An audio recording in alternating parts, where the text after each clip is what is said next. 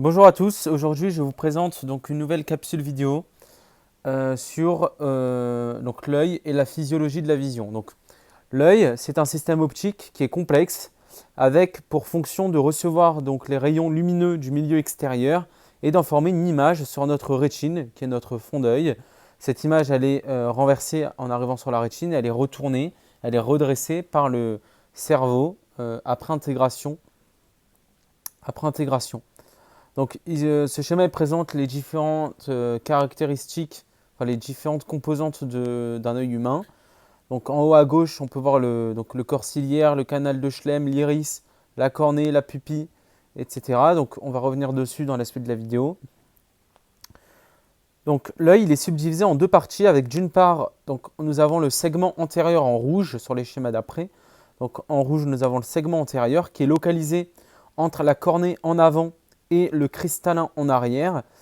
Et ce segment antérieur, il contient la chambre antérieure et la chambre postérieure. La chambre antérieure, elle est située donc entre la cornée et l'iris.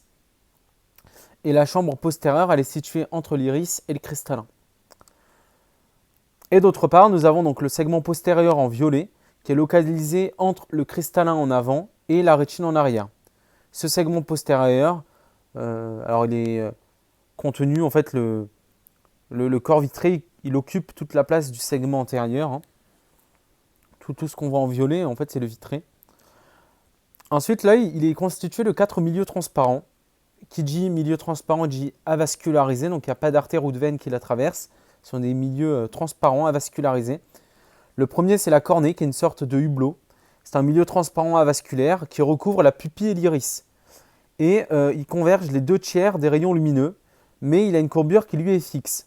D'ailleurs, l'astigmatisme, c'est une amétropie, donc un défaut de vision, qui est dû finalement à une irrégularité de la courbure de la cornée. C'est une irrégularité. Ensuite, nous avons l'humeur aqueuse qui est sécrétée, donc c'est un liquide aqueux qui est sécrété par les processus ciliaires dans la chambre postérieure. Donc la chambre postérieure, elle est située entre l'iris en avant et le cristallin en arrière. Donc elle est sécrétée, cette humeur aqueuse, dans la chambre postérieure. Elle va circuler le long de l'iris pour se retrouver dans la chambre antérieure. Donc la chambre antérieure, elle est entre l'iris et la cornée, donc elle est derrière l'iris. Donc elle va devoir, l'humeur aqueuse, circuler le long de l'iris pour se retrouver dans la chambre antérieure. Et cette humeur aqueuse, bien évidemment, comme elle est tout le temps, elle est renouvelée continuellement par notre œil, elle va être, cette humeur aqueuse utilisée déjà, enfin, elle va être résorbée, donc évacuée par le trabéculum et le canal de Schlemm. Et donc, et ainsi de suite. Donc, quand elle va être résorbée, il y aura après à nouveau de l'humeur aqueuse qui va être sécrétée par les processus ciliaires, et ainsi de suite, ça va être résorbé, etc. Ensuite, nous avons le cristallin qui est de lentille transparente, convergente et biconvexe, qui permet l'accommodation. Donc, ce cristallin, s'il permet l'accommodation, il a une courbure variable. Elle n'est pas fixe, contrairement à la cornée. Le cristallin, il a une courbure qui est variable, ce qui permet l'accommodation avec 1/3 du pouvoir de convergence. Alors pour vous donner une idée, le cristallin c'est 20 dioptries à peu près c'est une convergence de 20 dioptries alors que la cornée de 40, donc ça respecte bien. Donc c'est vraiment 1/3 pour le cristallin, 20, et 40, donc 2/3 pour la cornée. Mais la grande différence c'est que le cristallin il permet d'accommoder. Ensuite, le quatrième milieu transparent, c'est le corps vitré qui est une sorte de blanc d'œuf pas cuit, aspect gélatineux, permet de maintenir la rétine à sa place et elle se situe, ce corps vitré, enfin, il se situe dans le segment postérieur. Donc, pour récapituler, les 4 milieux transparents, donc la cornée, l'humeur aqueuse, le cristallin et le corps vitré. L'œil, ensuite, il est entouré de 3 couches concentriques. De la plus superficielle à la plus interne, on a donc la plus superficielle, c'est la tunique fibreuse qui comprend la sclérotique et la cornée. La sclérotique avec la cornée qui se poursuit en avant, donc. Et la transition sclère-cornée, ça va former le limbe sclérocornéen. Alors la sclérotique, c'est une membrane rigide, résistante, blanche, qu'on appelle communément le blanc de l'œil. Et la cornée, donc c'est un milieu transparent, donc on a dit. Et la transition sclérotique-cornée, c'est le limbe sclérocornéen.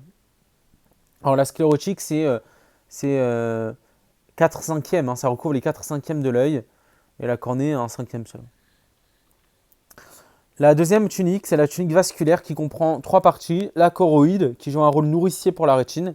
L'iris, la deuxième, qui est la zone colorée de l'œil, percée en son centre par la pupille qui joue un rôle de diaphragme. Hein, cette pupille, elle joue un rôle de diaphragme.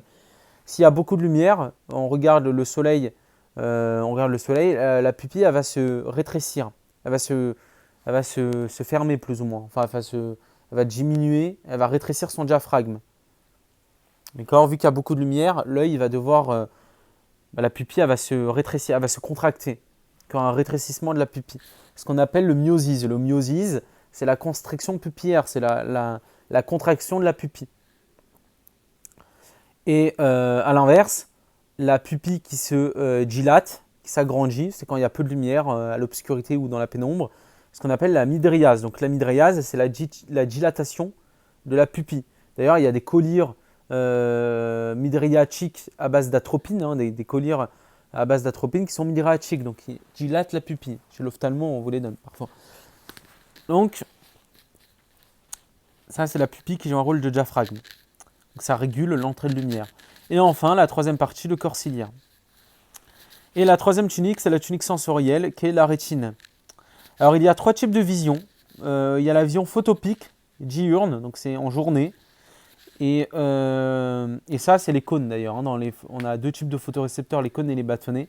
Ce sont les cônes qui s'occupent de la vision photopique. La vision mésopique, c'est dans la pénombre, donc c'est dans une semi-obscurité. Et la vision scotopique, c'est la vision nocturne, la nuit. La vision scotopique, ça c'est les bâtonnets. La nuit, on dit tous les chats sont gris, étant donné qu'on ne distingue pas les couleurs, on voit en noir et blanc. Et ça, ce sont les bâtonnets. Alors que la vision photopique, c'est la journée, ce sont les cônes. Pour la vision des détails et des couleurs. La rétine elle possède 2 feuillets, un feuillet pigmentaire et un feuillet sensoriel. La lumière, elle traverse les différents milieux transparents, donc on a vu qu'il y en avait 4 de l'œil, pour arriver finalement sur la rétine. Si jamais il y a une altération de ces différents milieux transparents, la lumière elle est obstruée, enfin il y a ça fait obstruction à la lumière, la lumière forcément, ça la ralentit et en gros, c'est des pathologies très graves quoi.